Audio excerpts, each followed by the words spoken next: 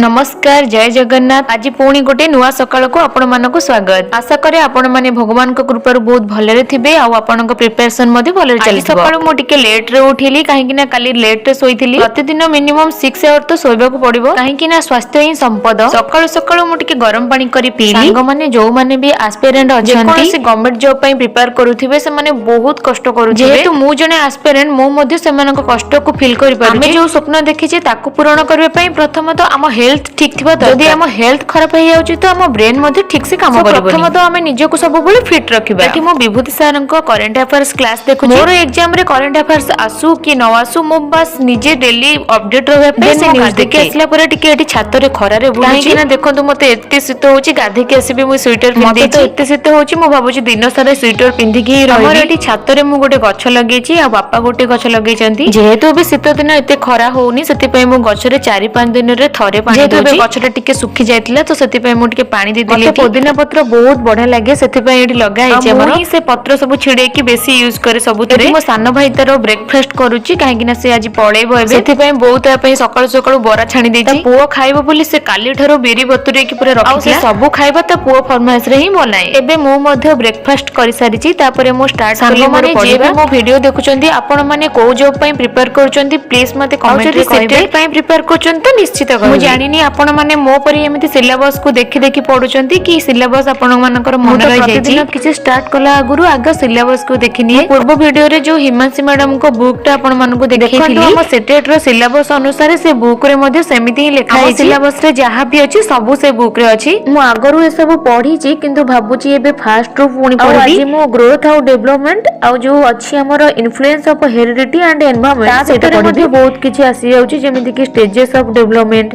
Types of development, factors influencing the development. Syllabus रे तो टिके टिके लेखा आइछि आ बुक रे सब पूरा डिटेल्स अछि आ सेथुरु मध्ये क्वेश्चन आछि।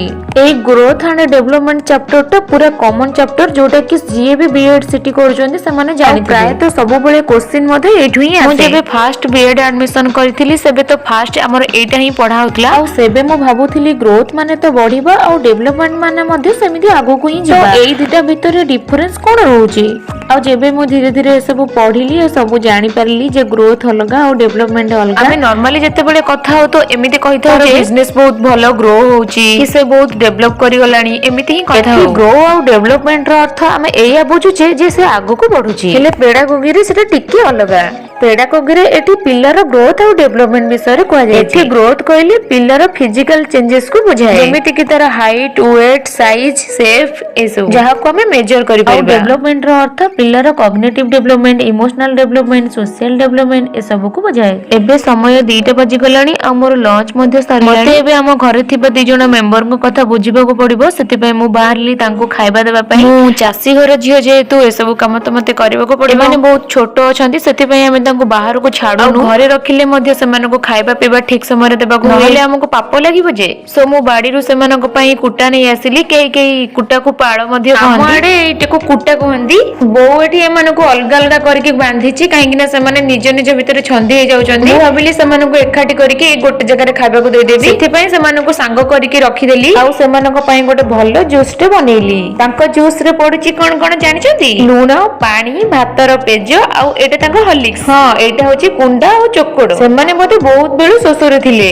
सेति पय एमिति संगे संगे पी देउचंती। एमान को पाटी सिना खोलुनी हेले सब जानि परंती। तांको खाइबा टाइम हे गले पूरा जोर रे बोबांती। मो काम तो एबे सरी गला मु एबे जाउची टिके रेस्ट करबी। रहिली जय जगन्नाथ।